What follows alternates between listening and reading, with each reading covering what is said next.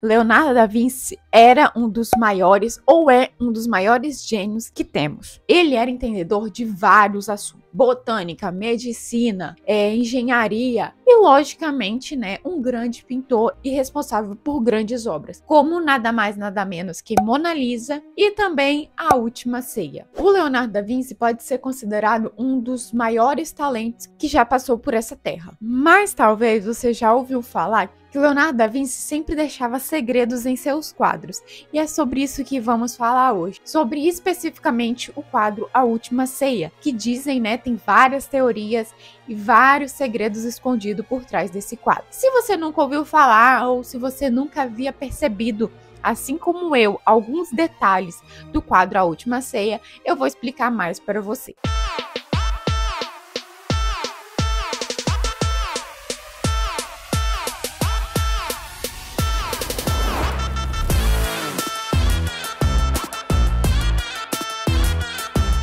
Não sabe com exatidão quando esse quadro foi pintado, mas estima-se que ele foi pintado entre os anos de 1495 a 1498.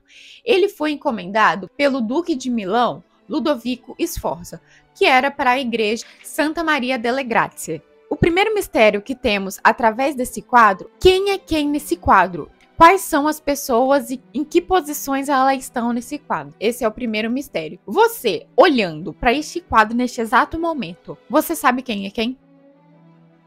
Eu confesso que só olhando de primeira eu não sei quem é quem, a não ser Jesus, que é óbvio que vai estar no centro do quadro. Mas o restante, faço a mínima ideia. Mas eu vou te explicar exatamente quem é quem. A obra retrata o momento em que Jesus diz: "Em verdade eu vos digo que um de vocês me trairá." Assim que dito isso, os discípulos se espantavam e estavam tentando entender quem seria capaz de trair Jesus. Para esse primeiro mistério, existem especulações, né, que foram tiradas através do manuscrito deixado por Da Vinci. Da Vinci queria expressar a emoção de cada discípulo através desse quadro, né, desde a posição das mãos, a face, a expressão no rosto, e ele quis expressar a personalidade de cada discípulo. Então, vamos começar da esquerda para a direita. Vai estar enumerado bonitinho e a gente vai ver quem é quem. O 1 é São Bartolomeu. O 2, Tiago o Menor. 3, André. 4, Pedro. 5, João. 6, Tiago o Maior. 7, Tomé. 8, Filipe. 9, Mateus.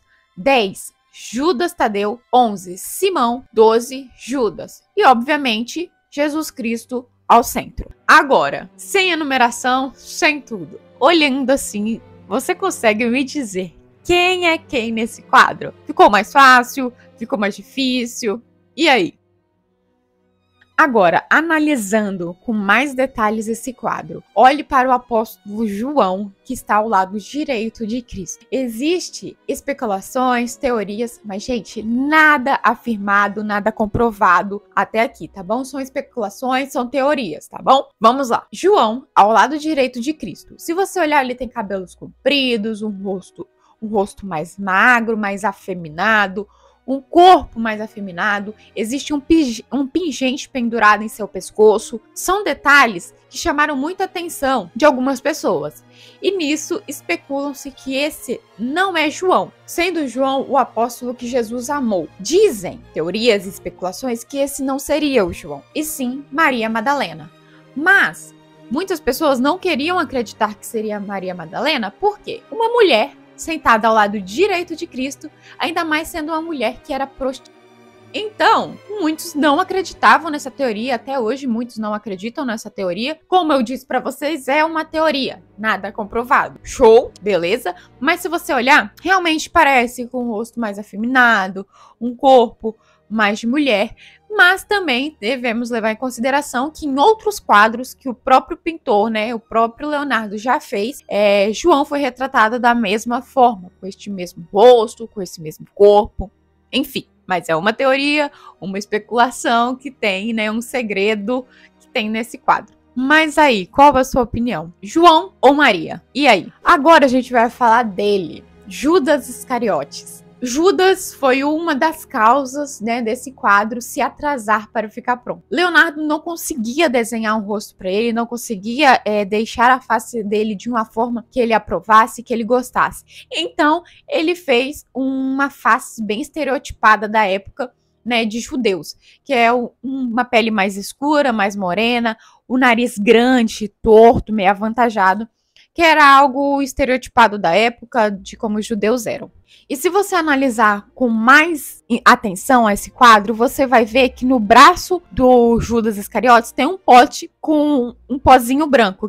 Eles dizem que pode ser sal, que na época significava que derrubava sal, seria azarento, teria um azar. Uma teoria, se eu não parasse para analisar esse quadro, eu nunca ia ver esse potinho de sal derramado. Juro para vocês. Você viu esse pote de sal todas as vezes que você já viu essa imagem? E se vocês olharem mais uma vez para as mãos de Judas e de Jesus, elas estão indo para o mesmo local ao mesmo tempo. Segundo o Evangelho de São Mateus, Jesus diz que o traidor é aquele que molhava as mãos na tigela junto com ele. A única pessoa que não está bebendo vinho na Santa Ceia seria Judas Iscariotes, pois ele não seria digno e não estaria na mesma altura dos outros apóstolos para beber vinho, né, o sangue de Jesus Cristo. Agora, voltando, né, ao João, ou Maria Madalena, vamos a esse espaço que há entre Jesus e João ou Maria. No caso, vamos levando em consideração que seria Maria. Uma teoria, porque é só uma especulação, não há nada comprovado, este espaço que há entre Jesus e Maria forma um triângulo. Segundo pesquisadores, estudiosos e pessoas que fizeram essa teoria, significaria um útero, que também seria algo entre Jesus e Maria Madalena, que os dois tiveram um filho. Aline, como assim? Jesus, um filho? Maria Madalena e Jesus tendo um filho? Pois é. Essa teoria surgiu em 1960, mais ou menos, e ela acabou ganhando ainda mais força quando foi publicado o livro Santo Graal e a Linhagem Sagrada, em 1982. E mais ainda quando foi publicado o livro Código da Vinci. Uma loucura? Talvez. Mas qual a sua opinião sobre esse fato? Mas dizem que existe uma organização secreta chamada Priorado de Sião, que é uma organização secreta responsável por esconder detalhes sobre o Santo Graal e seus possíveis descendentes, né? Os possíveis descendentes de Jesus Cristo, os possíveis filhos de Jesus Cristo. Teorias à parte, qual a sua opinião sobre isso? Verdade? Não é verdade? Loucura? Que talvez eu ache, não sei.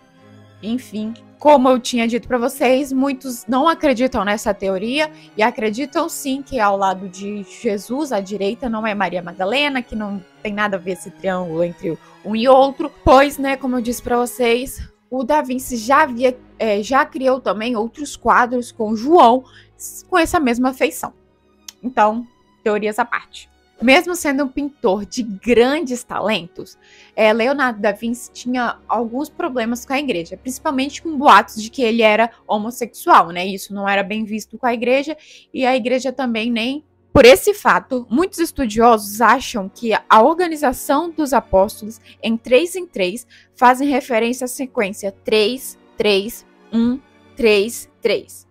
Isso seria uma referência ao livro bíblico das Lamentações, que diz: porque o Senhor não o desprezará para sempre, embora ele traga tristeza, mostrará compaixão. Tão grande é o seu amor infalível. Se aplica, né, à própria vida de Da Vinci, né, porque teoricamente ele vivia no pecado, então ele tinha a esperança de que Deus iria perdoar. Outra teoria que temos, né, é que Judas Tadeu, ele seria um autorretrato do próprio Leonardo, que ele teria se eternizado nesse quadro, né, feito um autorretrato dele para ele participar deste quadro. Verdade? Não? Será que os pintores faziam isso, de se colocar nos próprios quadros de uma forma escondidinha? Não sabemos, né? Mas teorias dizem que sim. Outra teoria que devemos ressaltar aqui, né, é a adaga na mão de Pedro. Existem várias teorias sobre isso, e uma delas é que Leonardo quis marcar o verdadeiro traidor da mensagem de Cristo, já que acredita-se que ele era pertencente já que Pedro era pertencente ao grupo Sicários, os Homens da Adaga, ao qual Judas Iscariotes também fazia parte. Teorias à parte, né, que temos sobre esse quadro, muitos segredos, muitas teorias se tem através desse daqui. Eu quis ressaltar somente algumas. Esse quadro também, né, já passou por poucas e boas, já sofreu muito perante os anos. Ele teve alterações, né, teve reformas, então não sabemos se todas as pinceladas do Da Vinci estão ali, o que eu acho que tá, né, porque querendo ou não a marca registrada dele. E aí você já conhecia alguma dessas teorias, nunca tinha ouvido falar, já tinha percebido esses pequenos detalhes por trás desse quadro? Se sim, quero que deixe aí nos comentários, se não, deixa aí também o que mais te chamou a atenção. Muito obrigada, galerinha, até a próxima, fui, tchau!